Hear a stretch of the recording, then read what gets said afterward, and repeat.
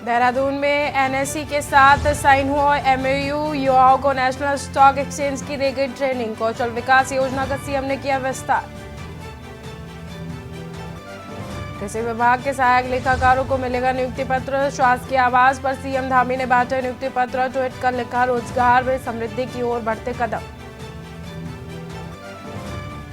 26 फरवरी को होगी Uttarakhand BJP parliament board की बैठक। प्रत्याशियों के नाम पर लग सकती है मुहर। केंद्रीय पार्लियामेंट बोर्ड लगाएगा नाम पर मुहर। 28 फरवरी को उत्तराखंड दौरे पर बीजेपी के राष्ट्रीय अध्यक्ष जेपी नड्डा हल्द्वानी में कार्यकर्ता सम्मेलन में होंगे शामिल। कई लोकसभा क्षेत्रों के कार्यकर्ताओं से बातचीत करेंगे। टिहरी और चक्राता में स्वास्थ्य व्यवस्था पर सवाल। सड़क और एम्बुलेंस नहीं होने से कंधों पर मरीजों को ले जा रहे तीमारदार। तस्वीरों को झुठला रहे हैं मुख्य चिकित्सा अधिकारी। पूरा फंसा हल्द्वानी बवाल का मास्टरमाइंड। अब अचल संपत्ति पर भी होगी कार्रवाई। बस 7 दिन का मामला। आप देख रहे हैं के न्यूज, खबरों का सारथी। नमस्कार, मैं हूं आपके साथ सोनम सिंह और आप देख रहे हैं के न्यूज इंडिया। वक्त हो गया है खबर उत्तराखंड का और रुख करेंगे खबरों का। इसी बीच खबर उत्तराखंड विधानसभा से आ रही है। आपको बता दें कि उत्तराखंड विधानसभा में हंगामे के दौरान बजट सत्र। सरकार को घेरने के लिए विपक्ष ने तैयार किए कई मुद्दे। सत्र से पहले विपक्ष तैयार कर रहा है कई अहम मुद्दे। विधानमंडल दल की बैठक में कई मसलों में चर्चा होगी। बेरोजगारी, महिला अत्याचार से जुड़े मुद्दों पर चर्चा की जाएगी। विधायकों ने भी लगाए 350 से ज्यादा प्रश्न। 26 फरवरी से 1 मार्च तक चलेगा विधानसभा का बजट सत्र। अहम खबर आपको उत्तराखंड से बता रहे हैं। 26 फरवरी से विधानसभा का सत्र चलेगा। इस बार हंगामेदार रहेगा बजट सत्र। सरकार को घेरने के लिए विपक्ष ने तैयार किए हैं कई मुद्दे। सत्र से पहले विपक्ष तैयार कर रहा है कई अहम मुद्दों को। विधानमंडल दल की बैठक में कई मसलों पर चर्चा की जा सकती है। बेरोजगारी, महिला अत्याचार से जुड़े मुद्दे विपक्ष लेकर तैयार। विधायकों ने भी 350 से ज्यादा प्रश्न तैयार किए हैं। उत्तराखंड से अहम खबर आपको बता रहे हैं। 26 फरवरी से 1 मार्च तक विधानसभा का बजट सत्र चलाया जाएगा। बजट सत्र के दौरान विपक्ष हंगामा कर सकता है, इसके आसार।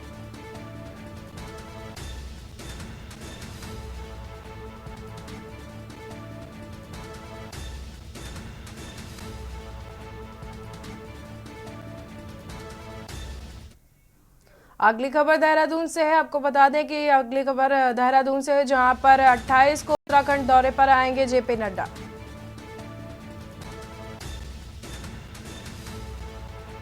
पांचों लोकसभा सीट के प्रत्याशियों के नाम पर चर्चा होगी। बूथ से लेकर प्रदेश के नेताओं को देंगे चुनावी टिप्स। भाजपा के बूथ स्तर कार्यकर्ताओं में भरेंगे जोश। 28 को उत्तराखंड के दौरे पर आएंगे बीजेपी के राष्ट्रीय अध्यक्ष। 5 लोकसभा सीट के 3 बड़े सम्मेलन में भाग लेंगे। बूथ से लेकर प्रदेश स्तर तक नेताओं को चुनाव के बारे में जानकारी देंगे।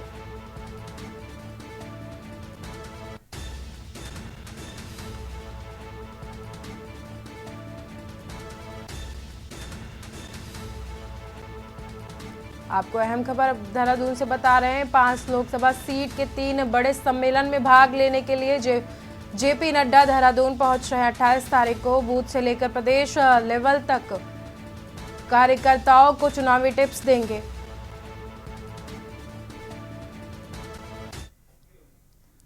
देहरादून में बीजेपी ने घोषणा पत्र समिति की घोषणा की है। आपको बता दें कि पूर्व सीएम त्रिवेंद्र सिंह रावत संयोजक बनाया गया है। बलवंत सिंह भौर्याल संयोजक बनाया गया है। कल्पना सैनी, दीप्ति रावत भी सह संयोजक बनाई गई हैं।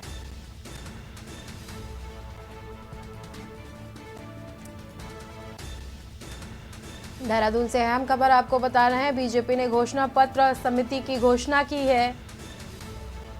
पूर्व सीएम त्रिवेंद्र सिंह रावत संयोजक बनाया गया है। बलवंत सिंह भौर्याल सह संयोजक बनाया गया है। कल्पना सैनी, दीप्ति रावत भी सह संयोजक बनाई गई हैं। देहरादून में बीजेपी ने घोषणा पत्र समिति का ऐलान कर दिया है। पूर्व सीएम त्रिवेंद्र सिंह रावत को संयोजक पद पर नियुक्त किया गया है। बलवंत सिंह भौर्याल को सह संयोजक के पद दिए गए हैं।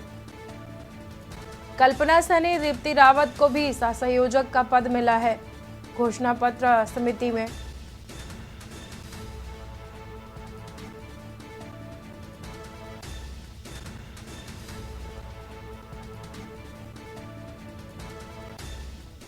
में रुक कर लेते हैं खबरों का। देहरादून में ईडी ने पूर्व मंत्री हरक सिंह रावत को समन भेजा है। पखारो रेंज घोटाले मनी लॉन्ड्रिंग प्रकरण में उनको समन भेजा गया है। हरक सिंह रावत को समेत अन्य लोगों को ईडी का समन जारी किया गया है। हरक रावत को 29 फरवरी को पूछताछ के लिए ईडी ने तलब किया है।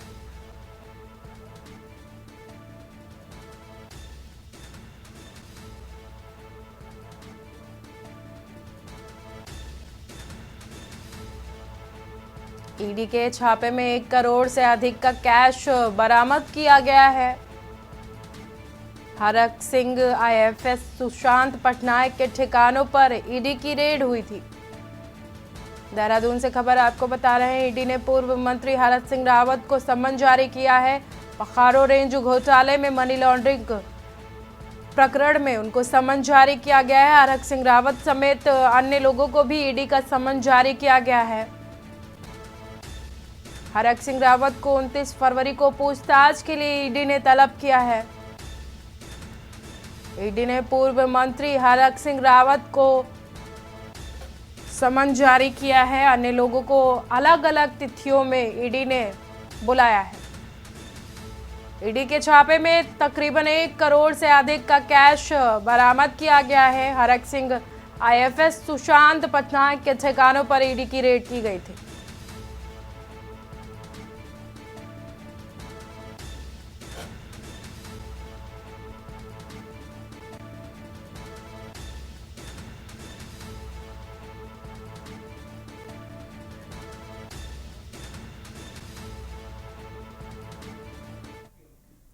उत्तराखंड में क्रांति दल के कचहरी स्थित प्रदेश कार्यालय में अहम बैठक आयोजित की गई। इसके संबंध में यूकेडी के मीडिया प्रभारी अनिल थपलियाल ने बताया कि हमारी आगामी चुनाव को लेकर यह बैठक की गई है, जिसमें क्षेत्र व बूथ लेवल में किस प्रकार से दल को मजबूत बनाया जाए, इस पर चर्चा की गई। साथ ही लोकसभा चुनाव में अपने 5 सीट पर प्रत्याशियों को उतारने पर भी बैठक में चर्चा की गई है। आपको बता दें कि प्रत्याशियों के नामों पर व्यापक चर्चा की गई है। देखिए, आज हमारी एक अहम बैठक है जिसकी अध्यक्षता हमारे संरक्षक कोकरेती जी कर रहे हैं, जो बहुत पुराने दल के नेता हैं और कर्नल कोटाला जी के उसमें जो है नेतृत्व में ये हो रहा है। तो मैं ये समझता हूँ कि आज हम कुछ बहुत अहम मुद्दों पे बात करेंगे, जैसे आगामी लोकसभा चुनाव को लेकर के हम अपनी रणनीति तैयार कर रहे हैं। देहरादून के दून मेडिकल कॉलेज से साइकिल रैली प्रदेश के स्वास्थ्य मंत्री धन सिंह रावत ने हरी झंडी दिखाकर रवाना किया। रैली जौली ग्रांट से ऋषिकेश एम्स के लिए रवाना हुई थी। इस साइकिल रैली में उत्तराखंड समेत देश के कई राज्यों के 250 एमबीबीएस मेडिकल स्टूडेंट शामिल हुए और साइकिल चलाने से शरीर को होने वाले लाभों की जानकारी के साथ ही शरीर को बीमारियों से बचाने की बात छात्र छात्राओं ने बताई है। रैली में शामिल कर्नाटक, राजस्थान, महाराष्ट्र, उत्तराखंड के एमबीबीएस स्टूडेंट ने बताया कि आज हम अपने शरीर को बीमारियों की जाल में फंसाकर समय से पहले बूढ़े हो रहे हैं और कई लोग तो गंभीर बीमारियों से जूझते हुए मौत के मुंह में भी समा जा रहे हैं।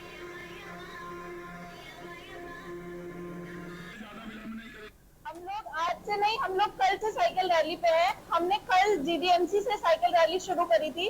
उसके बाद कल हम जॉली ग्राउंड पे रुके हैं और फिर आज हम ये सभी लोग लेके ऋषिकेश की तरफ जा रहे हैं। मैं कर्नाटक से आया हूँ और हम लोग यहाँ साइकिल यात्रा करने को आए हैं। हमारा मेन मकसद है कि तंबाकू छोड़ना है और तंबाकू छोड़ के अच्छे एक्सरसाइज वगैरह करने का जो इरादा है उसको हम यहाँ तक ले आ रहे हैं। और ये यात्रा का वही मैसेज है कि स्वस्थ रहना ही एक प्रमुख उद्देश्य है। मैं हमारा साइकिल चला के यही संदेश देने की कोशिश है कि पूरे देश को जागरूक बनाया जाए और जो छोटी छोटी बीमारियां जैसे हाइपरटेंशन हो गए, डायबिटीज हो गई, और उनका अपन जल्दी से जल्दी साइकिलिंग के जरिए उनका निवारण कर सके। खबर लक्सर से है, जहां पर आईपी इंटर कॉलेज के वार्षिक उत्सव में उत्तराखंड विद्यालय शिक्षा परिषद के अपर सचिव विनोद प्रसाद मुख्य अतिथि के तौर पर शामिल हुए। इस मौके पर प्रसाद ने कहा कि शिक्षा रूपी हथियार से हर जंग जीती जा सकती है। इसके आगे उन्होंने कहा कि लक्सर जैसे देहात क्षेत्र में आईपी इंटर कॉलेज का एक दशक से अधिक का समय प्रदेश में बोर्ड परीक्षा में प्रथम स्थान पर रहना न सिर्फ लक्सर क्षेत्र के पूरे हरिद्वार जनपद के लिए गौरव की बात है। उन्होंने आगे कहा कि दूसरे विद्यालयों और शिक्षा जगत से जुड़े लोगों को भी आईपी इंटर कॉलेज से प्रेरणा लेनी चाहिए।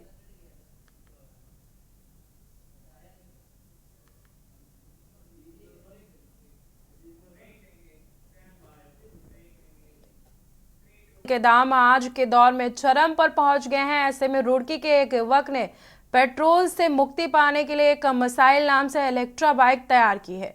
वही युवक ने 5 रुपए की बिजली में 60 किलोमीटर तक चलने वाली इलेक्ट्रा बाइक तैयार की है। रुड़की के इस्लाम नगर के रहने वाले आमिर मलिक ने बताया कि उसने अपने जीजा की मदद से बैटरी से चलने वाली मोटरसाइकिल को बनाया है, जो 5 रुपए में एक बार चार्ज होकर 60 किलोमीटर तक दौड़ सकती है। उन्होंने बताया कि आज के समय में पेट्रोल की कीमतें दिन प्रतिदिन बढ़ती जा रही हैं और उसी को ध्यान में रखते हुए उन्होंने इस बाइक का आविष्कार किया है। वहीं इस इलेक्ट्रा बाइक को बनाने में उन्हें 2 महीने का वक्त लगा है और अब बाइक सड़कों पर दौड़ने के लिए पूरी तरह से तैयार है।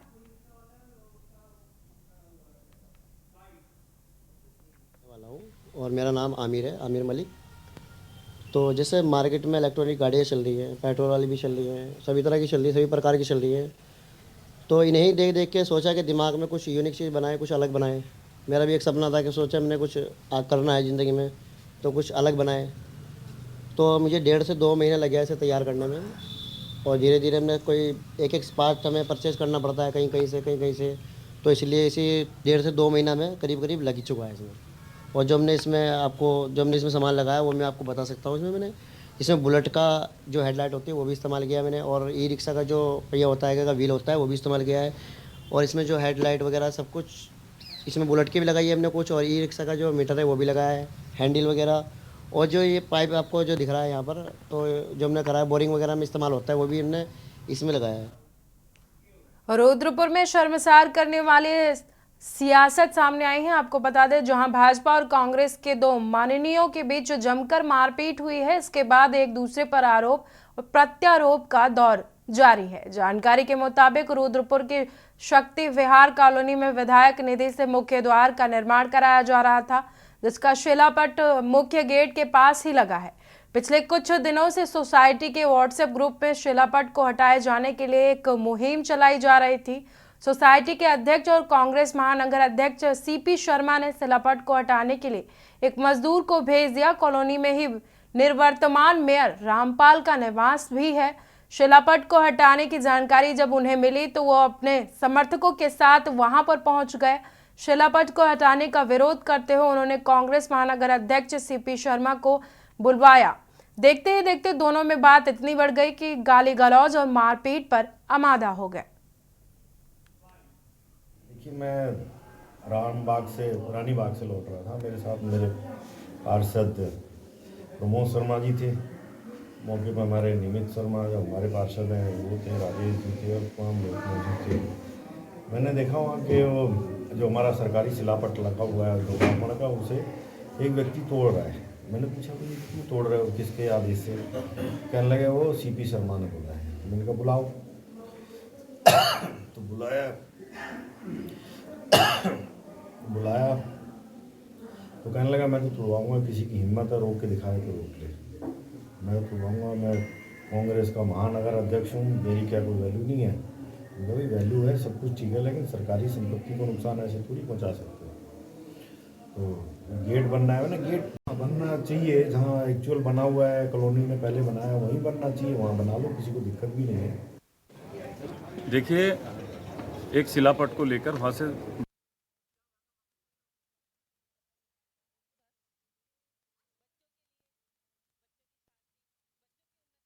को भी दे दी थी लिखित में। मैं वहाँ का सोसाइटी का अध्यक्ष हूँ, तो और नगर अध्यक्ष के लेटर पैड पे भी, सोसाइटी के अध्यक्ष के लेटर पैड पे भी मैंने एमएनए साहब को सूचना दे दी थी। और उसके बाद ग्रुप है सोसाइटी का, उसमें मैंने मैसेज कर दिया था कि इसको हम सम्मानपूर्वक शिफ्ट कर रहे हैं। इसको लेके जो मेयर है, पूर्व मेयर और उनके सहयोगी रामपाल का भाई राजेश शर्मा, निमित शर्मा, इन लोगों ने आके सुनियोजित तरीके से मुझे बुलाया गेट पर। मेरे गार्ड के द्वारा, जो सोसाइटी का गार्ड है, उसने मुझे फ़ोन किया कि ये आए हुए हैं और आपको बुला रहे हैं, और उसके बाद मेरे ऊपर हमला किया।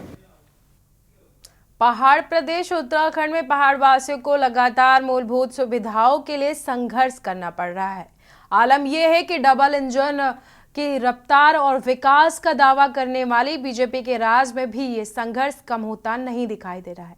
दरअसल उत्तराखंड की टिहरी और चक्राता से दुखी करने वाली और सरकार के दावों की पोल खोलती हुई तस्वीर सामने आई है। आपको बता दें कि पहले टिहरी जनपद की बात करें तो यहाँ प्रताप नगर में लालगांव सीएचसी अस्पताल का एक वीडियो सामने आया है, जहां दर्द से एक महिला कराह रही है, लेकिन अस्पताल में महिला को इलाज देने वाला एक भी स्टाफ मौजूद नहीं है। पीड़िता के तीमारदार ने वीडियो बनाकर बेहतर स्वास्थ्य सुविधाओं की पोल खोल दी है। वहीं इस पूरे मामले में टिहरी जिला प्रशासन ने भी जांच कराई है। जांच में मुख्य चिकित्सा अधिकारी की ओर से इन सभी आरोपों का खंडन कर दिया गया है। मुख्य चिकित्सा अधिकारी की ओर से जारी पत्र में कहा गया है कि अस्पताल का स्टाफ अस्पताल के प्रथम तल में महिला मरीज के इलाज में व्यस्त था। वहीं दूसरी तस्वीर चक्राता के उदवा गांव की है, जहां सड़क न होने की वजह से बीमार बुजुर्ग को ग्रामीण डंडी कड़ी पर, आपको बता दें, डंडी कड़ी पर लाद कर 9 किलोमीटर पैदल चलते हुए तीमारदार को देखा गया है। बताया जा रहा है कि गांव में रहने वाले 70 साल के कड़िया भारती की अचानक तबीयत खराब हो गई थी और गांव में सड़क न होने की वजह से बीमार बुजुर्ग को डंडी कड़ी के सहारे बर्फीले रास्ते से लेकर ग्रामीण और तीमारदार उपजिला चिकित्सालय पहुंचे थे, विकास नगर लेकर पहुंचे थे, लेकिन बुजुर्ग की हालत गंभीर होने पर यहां से उन्हें हायर सेंटर रेफर कर दिया गया।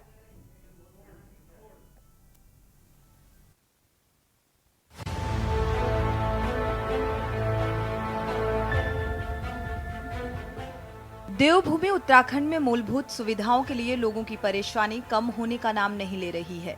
पहाड़ों की बदहाल स्वास्थ्य, शिक्षा, रोजगार की व्यवस्था से पलायन लगातार बढ़ रहा है।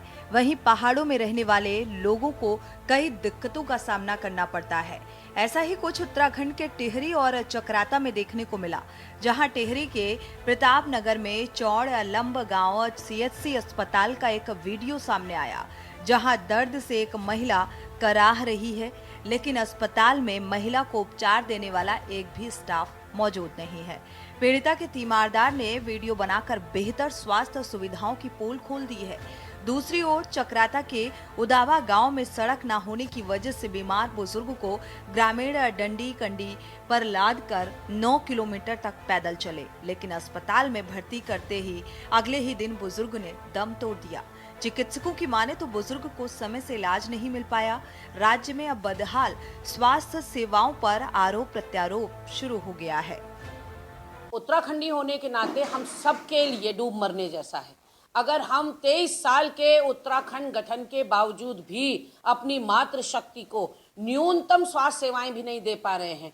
प्रसव के समय कहा जाता है कि केवल बच्चे का ही नहीं, माँ का भी पुनर्जन्म होता है। ऐसे में अगर हमारे अस्पतालों में अल्ट्रासाउंड मशीन नहीं है, डॉक्टर नहीं है, दवाइयाँ नहीं है, तो फिर मुझे लगता है मुख्यमंत्री के ये सारे कार्यक्रम जो ईजा, बेड़ी, बेटी, बुआरी, महिला सम्मान, नारी शक्ति वंदन, और महिला सशक्तिकरण की जो बड़ी बड़ी डींगे वो हाँक रहे हैं वो सब धत्ता साबित होती हैं। उनको वस्तु स्थिति देखनी चाहिए, धरातल पर देखना चाहिए कि उन्होंने आज उत्तराखंड का क्या हाल कर दिया। देखिए, जहाँ पे जिस प्रकार की परिस्थिति है उसमें भी हमने ऐसे जहाँ पे दुर्गम स्थान है, जहाँ पे ज़्यादा पॉपुलेशन नहीं है, वहाँ पे डोला पालकी की भी व्यवस्था की गई है और सभी लोग जितने भी हमारी आशा बहनें हैं, हमारे जहाँ वहाँ पे जो भी स्टाफ है हेल्थ का, सभी लोग वहाँ पे कार्य कर रहे हैं और कहीं पे अगर ऐसी स्थिति आती है तो उनके लिए भी जहाँ पे नहीं सड़क गई है या एक दो मकान बहुत दूर है तो वहाँ पे पालकी की व्यवस्था रहती है, लेकिन ये है कि समय से सूचना मिल जाए।